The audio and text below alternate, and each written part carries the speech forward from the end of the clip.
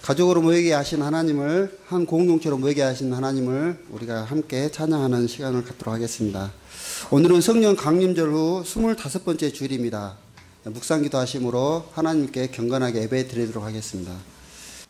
서기관 중 한 사람이 그들이 변론하는 것을 듣고 예수께서 잘 대답하신 줄을 알고 나와 묻되 모든 계명 중에 첫째가 무엇이니이까? 예수께서 대답하시되 첫째는 이것이니 이스라엘아 들으라. 주 곧 우리 하나님은 유일한 주시라. 내 하나님을 다하고 목숨을 다하고 뜻을 다하고 힘을 다하여 주 너의 하나님을 사랑하라 하신 것이요. 둘째는 이것이니 내 이웃을 내 자신과 같이 사랑하라 하신 것이라. 이보다 더 큰 계명이 없느니라.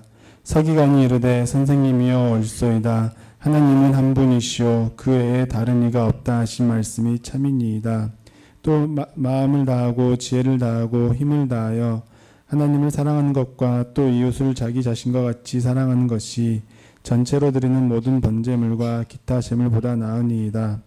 예수께서 그가 지혜 있게 대답함을 보시고 이르시되 내가 하나님의 나라에서 멀지 않도다 하시니 그 후에 감히 묻는 자가 없더라.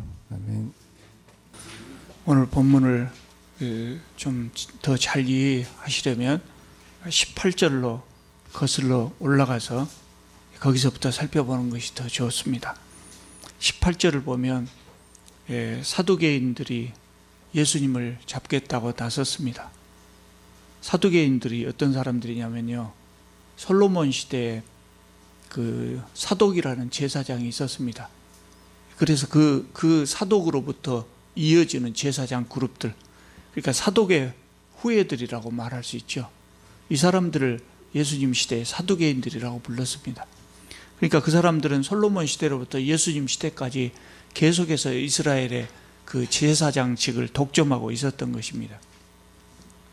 이 사람들은 그 신학적 사상이 당시에 그 지도자였던 바리새인들 그룹하고 좀 다르죠. 그래서 이 사람들은 모세 오경만을 하나님의 말씀으로 인정하면서 구약의 나머지 부분들은 그 권위를 인정하지 않았습니다. 그리고 또 바리새인들이 정했던 소위 그 장로들의 유전이라고 하는 그런 것들도 인정하지 않았습니다.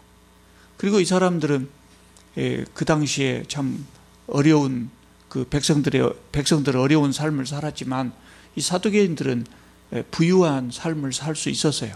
왜 그랬냐면 그 로마의 지배자들이 그 비교적 관대했잖아요. 그래서 유대인들에게도 종교를 인정했고, 유대인들에게 그 고유의 종교를 인정하다 보니까 제사장들이 여전히 자기 직책을 가질 수가 있었고, 또 로마에서 여러 가지 세금을 걷어갔지만 성전세는 자체적으로 징수해서 자체적으로 사용하는 것을 허락해 줬던 겁니다. 그러니까 이 사두개인들은 부와 명예를 누리고 살았습니다. 그런데 이 사람들은 모세 오경만 정경으로 인정하다 보니까 부활을 믿지 않았어요. 모세 오경에 부활에 관한 언급이 없기 때문에 그랬던 것입니다. 그래서 이 사람들이 부활의 문제를 가지고 예수님께 시비를 걸어왔습니다. 이 사람들이 그 시비를 건 부활의 문제, 이 질문을 제대로 이해하려면 또 계대 결혼법이라고 하는 걸 알아야 합니다.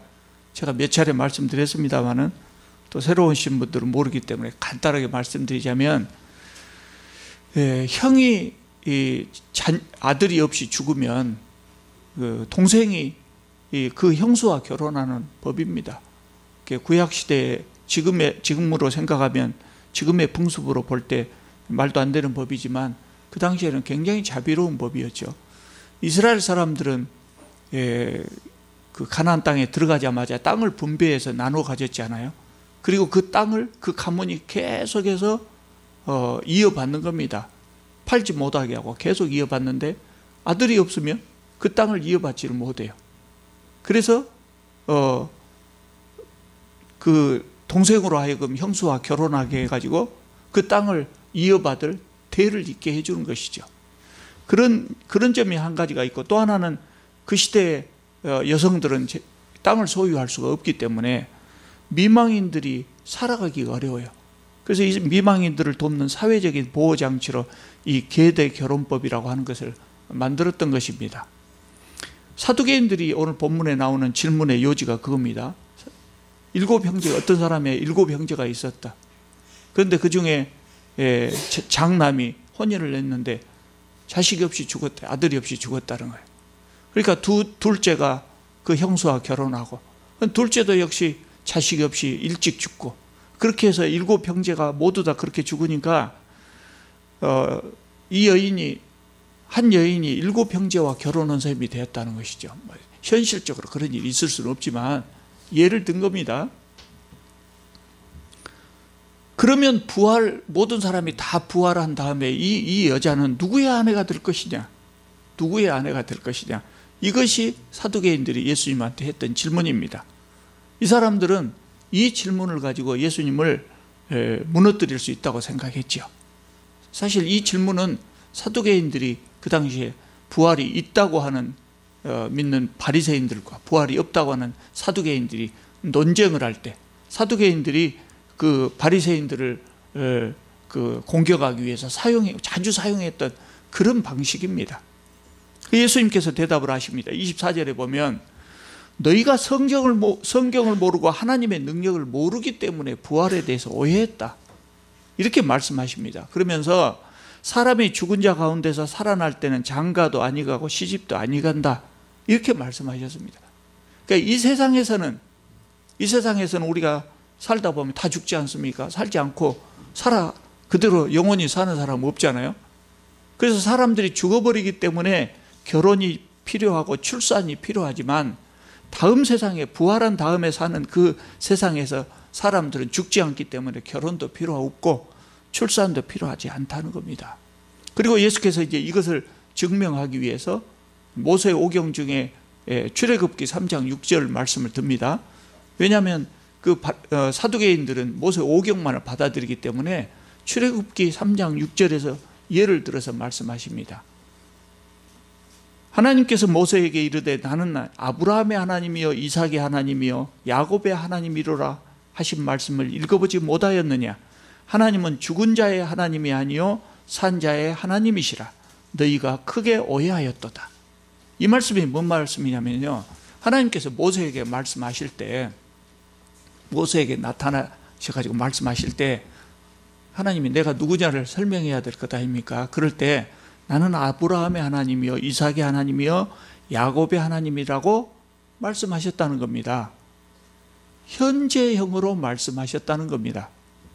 아브라함과 이삭과 야곱이 현재 살아있지 않다면 하나님께서 말씀하실 때 나는 아브라함의 하나님이었고 이삭의 하나님이었고 야곱의 하나님이었다, 이렇게 과거형으로 말씀하셔야 되지 않겠느냐. 그런데 하나님께서 현재형으로 말씀하셨다. 그 말씀의 의미가 뭐겠느냐. 아브라함과 이삭과 야곱은 이 세상을 떠난 사람들이지만 그들이 현재 하나님 앞에서 살아있기 때문에 하나님께서는 나는 아브라함의 하나님이다, 이렇게 현재형으로 대답하신 것이다, 이렇게 말씀하신 것이죠. 예수님의 설명을 듣고 사두개인들이 어떤 항변도 하지 못하고 그대로 물러나고 말았어요. 이런 상황에서 이제 오늘 본문의 이야기가 계속되어집니다. 그러니까 오늘 본문의 이야기는 뚝 떨어진 이야기가 아니라 앞에서부터 쭉 연결된 이야기죠. 어디서부터 연결되냐면요, 11장부터 연결됩니다. 11장에 보면 예수께서 나귀 새끼를 타시고 예루살렘에 입성하잖아요. 그리고 그날 예루살렘에 가자마자 성전에 가서 성전을 둘러보셨다 그랬어요. 성전에서 뭘 봤어요? 성전 안에 장사하는 사람들, 이권 가지고 다투는 그런 사람들의 모습을 봤다. 그리고 이제 그 다음날 다시 예루살렘에 가셔서 성전에 가셔서 성전을 정화했어요. 그러니까 장사하는 사람들 다 내쫓고 이렇게 하셨단 말이죠. 그리고 이제 돌아오셨다가 세 번째 날, 예루살렘에 입성하신 지 세 번째 되는 날 또 다시 성전에 가셨어요. 그랬더니 그때 대제사장들과 서기관들과 장로들이 예수님한테 시비를 거는 겁니다. 당신이 무슨 권위로 이런 일을 하느냐? 그러니까 지금 성전 정화 사건하고 연결되죠. 무슨 권위로 이런 일을 하느냐고 시비를 걸었어요. 그리고 이제 그 사람들이 물러나니까 두 번째로 누가 왔습니까? 바리새인과 헤롯 당들이 와가지고 세금 문제를 가지고 시비를 걸었어요. 어떻게든 예수님을 넘어뜨리려고. 문제는 어디가 있었습니까? 성전 정화 사건.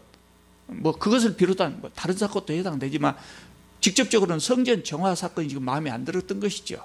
어떻게든 예수님을 넘어뜨리려고 이렇게 차례대로 지금 등장하는 겁니다. 그래서 바리새인과 헤롯 당들이 그 가이사에게 세금을 내야 하느냐 안 내야 되느냐 요 문제를 들고 나왔잖아요. 그리고 이제 두 그룹들 다 예수님을 이겨내지 못하고 쫓겨가니까 세 번째로 오늘 아까 말씀드린 사두개인들이 부활의 문제를 들고 나온 겁니다. 이것으로는 예수님을 함정에 빠뜨릴 수 있다. 아마 이렇게 생각했겠죠. 그러니까 지금 이 모든 일이 성전을 정화하신 다음 날 성전에서 이루어진 일입니다. 따로따로 지금 몇 주에 걸쳐서 제가 따로 말씀드리니까 전혀 다른 사건 같이 생각되지만 계속해서 예수님을 넘어뜨리려고 지금 이 소위 종교 지도자들이라고 하는 사람들이 서로 예수님을 잡겠다고 나선 겁니다. 그들이 예수님을 함정에 빠뜨리면 우리 집단이 너희들보다 우월하다 뭐 이런 것을 과시하려고 했겠죠. 그런데 그 사람들이 모두 다 실패하고 말았어요. 오늘 지금 28절에 나오는 서기관은 어떤 사람이냐? 그 모든 과정을 다 지켜보고 있었단 말이죠. 싹 보고 있었어요. 처음에 대제사장들 나와서 하는 이야기나 또 바리새인과 헤롯 당들이 세금 문제를 했던 것이나 방금 사두개인이 와서 예수님을 함정에 빠뜨리려고 이렇게 했던 그런 과정들을 다 지켜보고 있었다. 그리고 이 서기관이 볼 때 이분이 보통 분이 아니구나 이걸 느꼈어요. 그리고 마음에 들었던 것 같아요. 그래서 28절에 보면 예수님께 나와서 진지하게 묻습니다. 모든 계명 중에 첫째가 무엇입니까? 그러니까 이 사람은 예수님을 함정에 빠뜨리려고 이런 질문을 한 것이 아니고 진심으로 알고 싶었던 거죠. 진심으로 답을 찾고 싶었어요. 서기관은 지금으로 말하자면 율법학자라 그랬죠. 지금으로 말하자면 법학자거든요. 법에 정통한 사람들이에요. 그런데 그 사람이 율법에 대한 것을 예수님한테 여쭤봤어요. 왜 그랬겠습니까? 그때까지 바리새인들은 율법을 열심히 연구하는 사람들이었기 때문에 그 당시에 600개가 넘는 법이 있었다고 하는데 그 600개가 넘는 율법 중에 어떤 것이 가장 중요한가 이런 것들을 그 바리새인들은 평소에 자주 논의를 해왔던 것이죠. 그러다가 예수께서 이 부활에 대해서 명쾌하게 답을 하시는 것을 보고 이분은 이 문제에 대한 답을 주실 수 있겠다 생각해서 어떤 계명이 가장 중요한 계명인가 그렇게 여쭤본 겁니다. 예수님 대답하십니다. 29절입니다. 첫째는 이것이니 이스라엘아 들으라. 주 곧 우리 하나님은 유일하신 주시라. 내 마음을 다하고 목숨을 다하고 뜻을 다하고 힘을 다하여 주 너의 하나님을 사랑하라 하신 것이요. 이 말씀은 예수님이 지금 구약성경을 인용하신 겁니다. 예수님이 만들어낸 말이 아니라 구약성경에 나온 말을 그대로 인용한 겁니다. 어딘지 아시겠습니까? 소위 쉐마라고 하는 그 부분입니다. 신명기 6장 4절입니다. 이 쉐마라고 하는 말은 들으라 그 말인데 그 신명기 6장 4절이 이스라엘아 들으라 이스라엘 이렇게 시작하거든요. 유대인들은 여기 지금 신명기 6장 4절의 이 말씀을 중요한 신조로 생각하고 날마다 아침 저녁으로 2번씩 열심히 있는 사람들 아침 저녁 2번씩 반복해서 암송합니다. 우리가 예배 시간에 사도신경을 이렇게 암송하듯이 굉장히 중요한 말씀으로 늘 그렇게 암송하는 그 부분입니다. 내 마음을 다하고 목숨을 다하고 뜻을 다하고 힘을 다하여 주 너의 하나님을 사랑해라. 무슨 말이겠습니까? 마음을 다하고 목숨을 다하고 뜻을 다하고 힘을 다해 네 가지가 나오죠. 네 가지 각각이 무엇이냐 뭐 그게 중요한 것이 아니라 내가 하나님을 사랑한다고 하면 전 인격이 하나님을 사랑해야 된다는 겁니다. 마음으로는 사랑하는데 행동이 미치지 못한다든가 또 마음으로는 별로 사랑하지 않는데 의무감으로 헌금만 좀 한다든가 이게 아니고 전인격으로 나의 모든 존재가 하나님을 사랑하는 일에 참여해야 된다는 겁니다. 굳이 말씀드리자면 여기 지금 헬라어에 사용한 원어 단어를 보면 마음은 애정의 측면이거든요. 애정. 그래서 하나님을 사랑하는 마음이 있는가요? 목숨이라고 하는 것은 말 그대로 목숨이에요. 그래서 하나님께 기꺼이 생명까지 드릴 정도로 사랑하는 것. 뜻은 이 지적인 측면입니다. 하나님을 바로 알고 정확하게 알고 사랑하는가, 아니면 미신적인 믿음인가. 오늘 우리 시대의 이단들도 하나님을 사랑한다고 하잖아요. 또 예수님 시대의 종교 지도자들 다 하나님을 열심히 사랑한다고 하잖아요. 그러나 하나님의 아들 예수님은 알아보지 못했다고요. 그것은 전인격적으로 하나님을 사랑하는 것이 못되지요. 마지막으로 힘은 뭐겠습니까? 능력이에요. 육체적, 물질적 능력으로 하나님께 헌신하고 있는가? 바르게 알고 바르게 믿고 전심전력으로 하나님을 사랑하고 헌신하는 것. 요거를 지금 이야기하고 있는 겁니다. 그리고 두 번째 31절에 또 이야기하십니다. 둘째는 이것이니 내 이웃을 내 자신과 같이 사랑하라 하신 것이라. 이보다 더 큰 계명이 없느니라. 내 이웃을 내 자신과 같이 사랑하라 하는 것도 레위기서에 나온 말씀입니다. 레위기서 19장 18절에 보면 이 말씀이 나오거든요. 그 두 가지를 말씀하셨습니다. 하나님 사랑, 이웃 사랑. 구약의 모든 계명이, 계명 중에 계명이라고 하는 10계명도 역시 포함해서 모든 구약의 모든 계명이 결국은 하나님 사랑과 이웃 사랑이라는 겁니다. 하나님을 전심으로 사랑하고, 그렇기 때문에 그 사랑을 이웃에게 표현한다는 것이죠. 하나님 사랑과 이웃 사랑.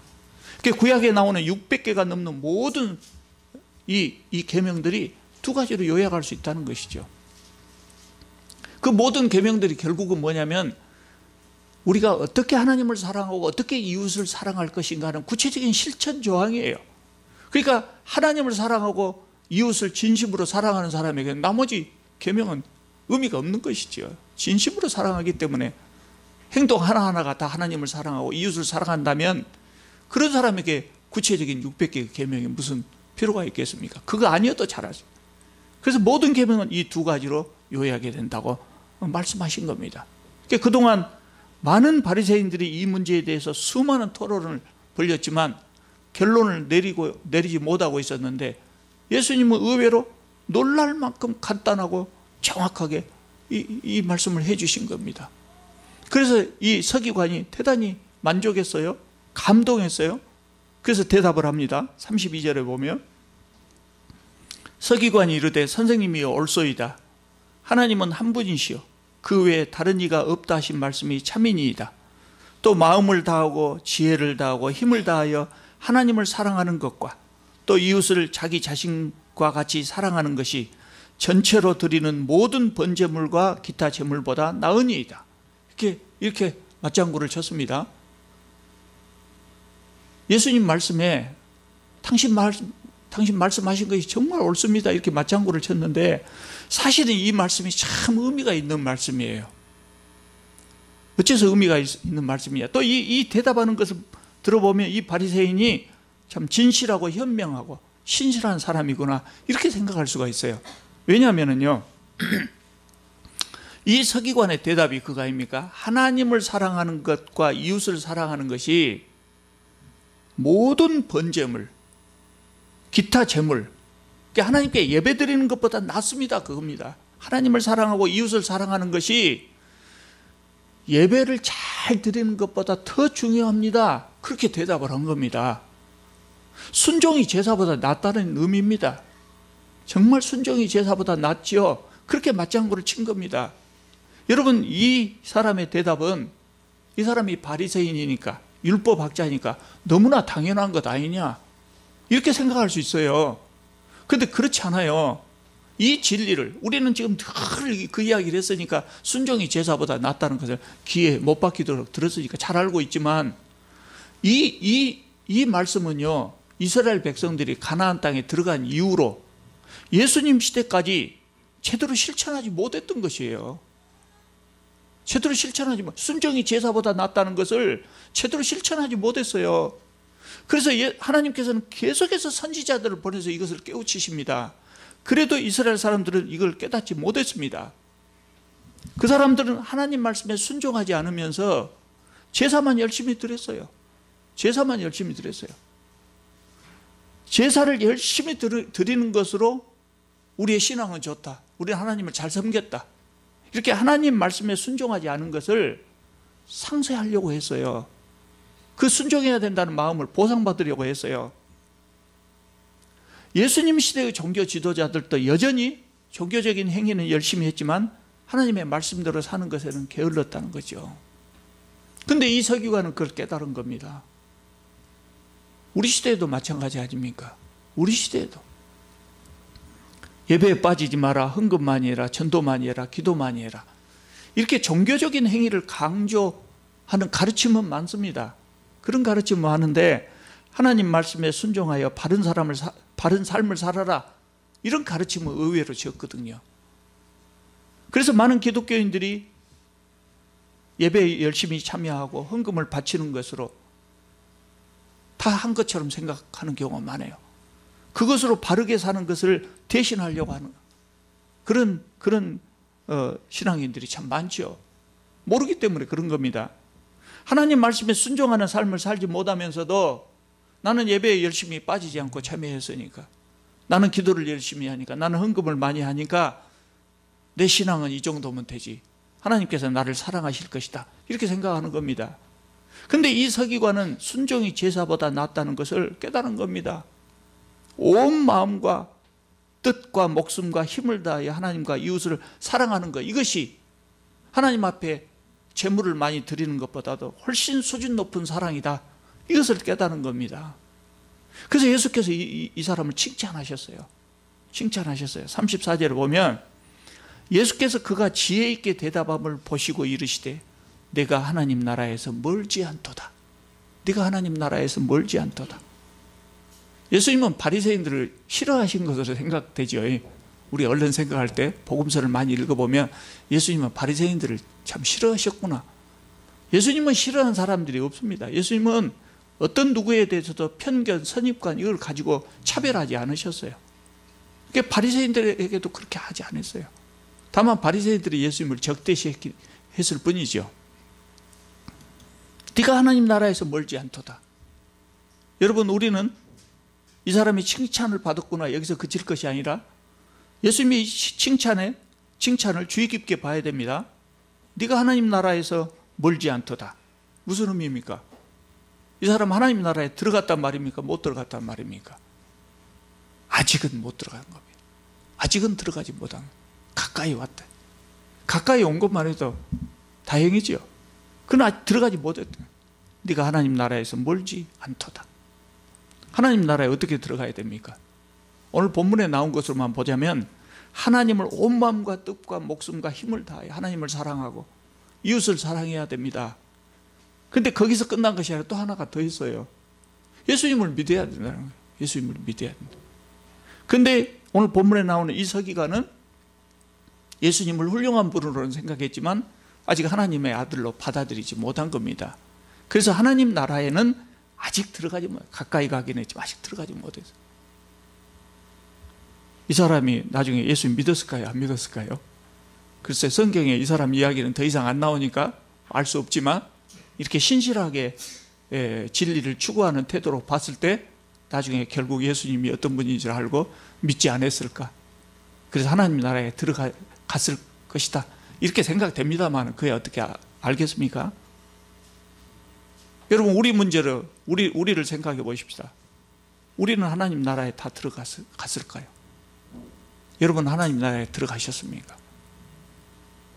그 서기관은 예수님을 믿지 않아서 아직 하나님 나라에 들어가지 못했지만 오늘 여기 함께 모인 우리들은 다 하나님을 믿는다고 신앙 고백한 사람들입니다. 그러면 우리는 하나님 나라에 다 들어갔냐 그겁니다. 그러지 못했을 수도 있습니다. 여러분 아마 대부분 하나님 나라에 들어가셨을 줄로 저는 믿습니다만은 그러지 못한 분들도 있을 수 있다 그겁니다. 왜냐하면 신앙 고백 이후에 또 뭐가 있어야 된다 했어요? 온 마음과 뜻과 목숨과 힘을 다해 하나님과 이웃을 사랑해야 된다. 이것까지 해야 하나님 나라에 확실히 들어갈 수 있는 겁니다. 여러분 하나님을 사랑하십니까? 말도 안 되는 질문을 하신다고 생각하신 분도 있을 겁니다. 왜냐하면 하나님을 믿는 사람은 누구나 다 하나님을 사랑한다고 말합니다. 다 하나님을 사랑한다고 합니다. 그런데 그것이 착각인 경우가 많아요. 왜냐하면 예수님을 그렇게 반대했던 그 시대, 예수님 시대의 종교 지도자들도 하나님을 사랑한다고 했습니다. 여러분들 우습게 여기는 우리 시대의 못된 목사들 있잖아요. 일부의 그 못된 목사들, 그 사람들 하나님을 열렬히 사랑한다고 합니다. 심지어는 이단들도 하나님을 사랑한다고 하지 않습니까? 그게 하나님을 사랑한다고, 우리가 하나님을 사랑한다고 하는데 착각이 있을 수가 있대요. 그러면 도대체 하나님을 사랑한다는 것이 무엇일까요? 하나님을 사랑한다는 것이 무엇일까요?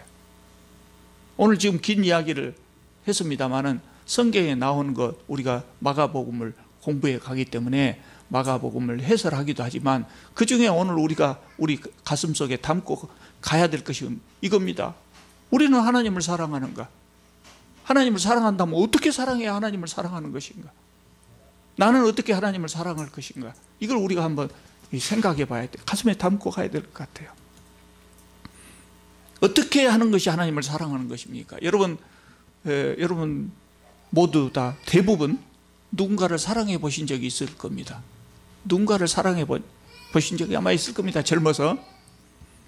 우리가 누구를 사랑하면 그 사람을 위해서 무엇이든지 다 주고 싶습니다. 내게 가장 소중한 것도 줄 수 있습니다. 때로는 위험을 무릅쓰기도 합니다. 그 정도로 돼야 사랑한다고 하지 않겠습니까? 여러분 하나님께 가장 소중한 것을 드릴 수 있습니까? 여러분 하나님을 위하여 위험을 무릅써 본 적이 있습니까? 사랑하는 사람들은요, 금방 만나고 돌아서면 다시 보고 싶습니다. 만나면 헤어지기가 싫습니다. 아침에 눈을 뜨면 자동적으로 그 얼굴, 그 이름이 떠오릅니다. 그것이 사랑입니다. 하루라도 안 보면 죽을 것 같습니다. 그것이 사랑 아닙니까? 여러분 하나님을 그렇게 사랑해 보신 적 있습니까? 우리가 자녀를 얼마나 사랑합니까? 내 아들, 내 딸은 눈에 안 들어가서 그렇지 눈에 넣어도 안 아플 것 같지 않습니까? 눈에 넣어도 아플 것 같지 않는 내 자식들, 그렇게 표현하지 않습니까? 아무리 힘들어도, 우리가 인생이 힘들어도 그 아이들을 위해서 참고 견디는 거 아니겠어요? 그것이 사랑 아닙니까? 여러분 그렇게 하나님을 사랑하신 적이 있습니까? 여러분 하나님을 위해서 그런 식으로 힘든 일을 견뎌내 보신 적이 있습니까? 내 애인보다, 내 자녀보다 하나님을 사랑하십니까? 우리가 하나님을 믿는다면 세상에 그 어떤 것보다, 그 어떤 사람들보다 하나님을 더 사랑해야 합니다. 그런데 우리는 그렇게 사랑하지 못한 경우가 많거든요. 내 애인보다, 내 자녀보다 더 사랑한다고 하지 못할지라도 그만큼이라도 우리가 사랑을 해봤냐?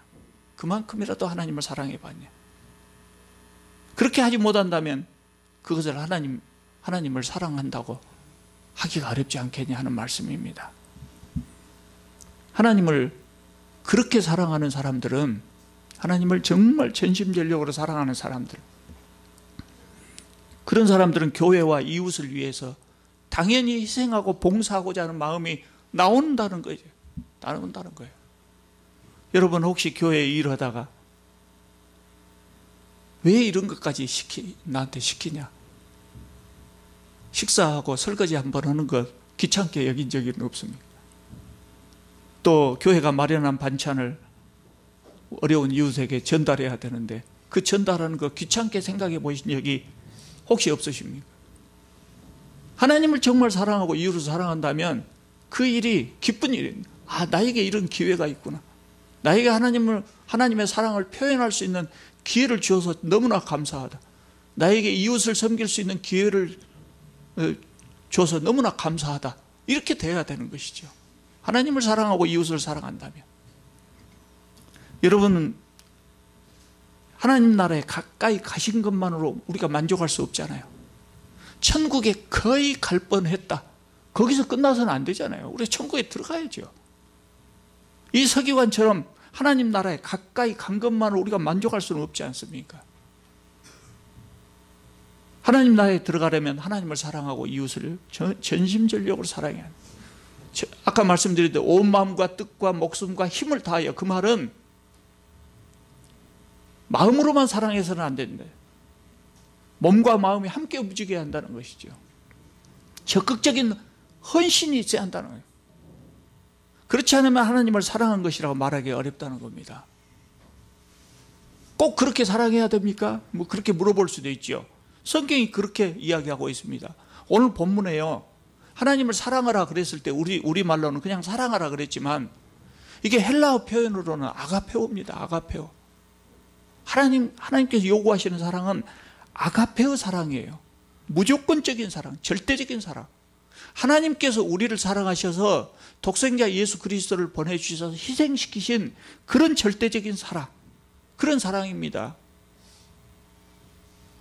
우리가 연인 간의 그 사랑, 우리가 흔히 하는 그 연인 간의 그 사랑을 에로스라고 하는데, 에로스도 굉장히 강한 사랑이잖아요. 근데 이 아가페의 사랑은 에로스 사랑과는 차원이 다른 사랑이에요. 비교할 수 없는 사랑이에요. 하나님께서 우리에게 원하시는 사랑이 그런 것이라는 겁니다. 참 마음이 무겁죠. 나는 정말 하나님을 사랑하는가? 아니면 습관적으로 예배에 참석하고 있는가? 이 아침에 우리 모두가 이 문제를 심각하게 생각해 볼 수 있기를 바랍니다. 기도하겠습니다. 거룩하신 우리 하나님, 독생자 예수 그리스도를 주시기까지 저희들을 사랑하시고 아끼시는 하나님, 눈동자와 같이 아끼시고 사랑하시는 우리 하나님, 주님의 그 귀한 사랑에 참으로 감사드립니다. 주님, 저희들은 주님을 그렇게 사랑하지 못했습니다. 주님, 우리 마음에 뜨거운 열정을 허락하여 주시옵소서. 주님을 사랑하고 이웃을 사랑할 수 있는 그런 귀한 믿음과 귀한 은혜를 저희들에게 허락하여 주시옵소서. 예수님의 이름으로 기도하옵나이다. 아멘.